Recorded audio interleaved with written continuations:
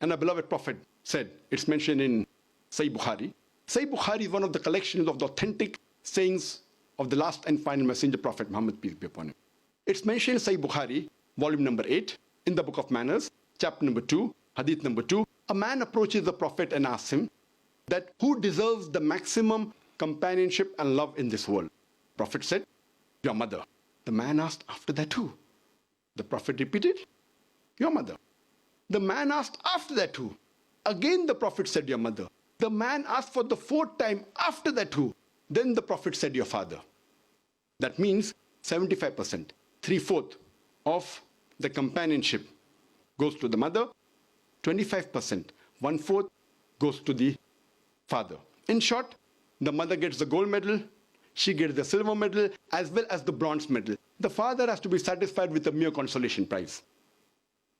These are the teachings of Islam which we have to agree.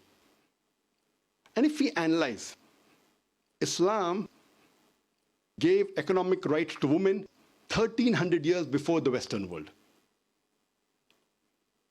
1400 years ago, Islam gave right to any adult Muslim woman to own or disown the property without the permission of anyone else. The first time the Western world gave right for a woman to own or disown property was in 1870s under the Married Women Property Act, which said that a married woman, adult, can own or disown the property without the permission of the husband. And this act was later revised. Islam gave economic rights to women 1300 years before the Western world. And in Islam, we do not agree with the word housewife, which is used in English language, because we don't consider the woman to be married to the house to be called as housewife. We prefer calling her as homemaker, the person who makes the home, the person who builds the home. Though we see that there are many misconceptions, and many people think that men and women in Islam are not equal. In fact, in Islam, men and women are equal. But equality does not mean identicality. They're equal, but they are not identical. Depending upon the physiological makeup, their psychological makeup, their biological makeup, they have different roles. Overall, men and women are equal in some aspects. The woman, she may have a degree of advantage. In some aspects, the men may have a degree of advantage. Let me give you an example.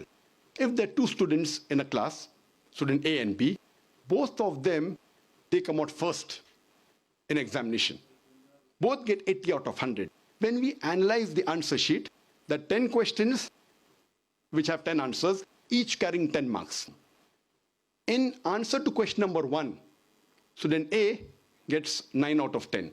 Student B gets 9 out of 10. In answer to question number 2, student B gets 9 out of 10, and student A, he gets 7 out of 10. In all the remaining 8 answers, both get 8 out of 10. If we add up, both get 80 out of 100, they're equal.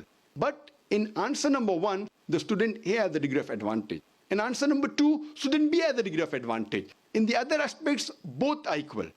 And overall also they're equal. In the same way, men and women in Islam are equal.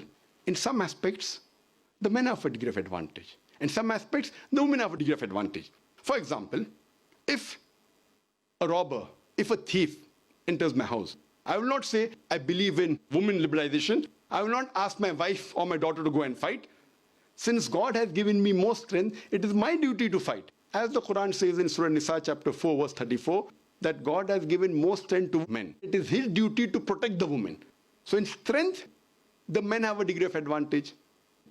And the other example I gave earlier, that where companionship of the children is concerned for the parents, the women have 3 times more companionship as compared to men.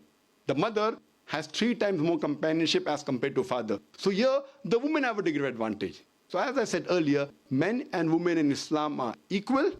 In some aspects, the women have a degree of advantage. In some aspect, the men have a degree of advantage.